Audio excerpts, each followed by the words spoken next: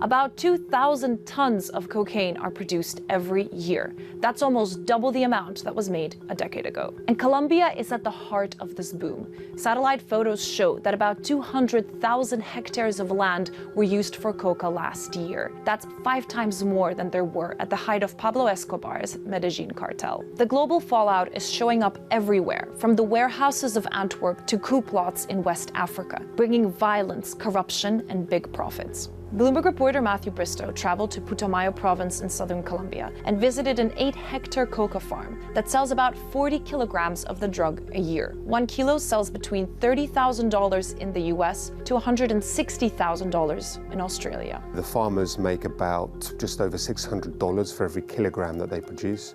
Which isn't very much, given that they also have to pay for all the chemicals, they have to pay for gasoline. So they're left with very little in the way of profits. Colombian cocaine production began rising 10 years ago, when the government started negotiations with the largest guerrilla group, the FARC. Coca production roughly has tripled since then. During the peace talks, the government reduced the amount of eradication of coca it was doing. The peace talks were supposed to lead to a drop in coca production, but when the guerrillas demobilized, the areas that they occupied were filled by new illegal armed groups, and these groups often threatened to kill people for cooperating with government programs to eradicate coca.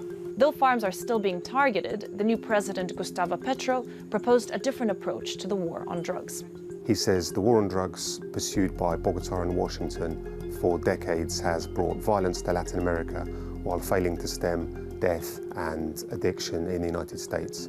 He wants to go after the mafia and big shipments of cocaine rather than the poorest coca farmers.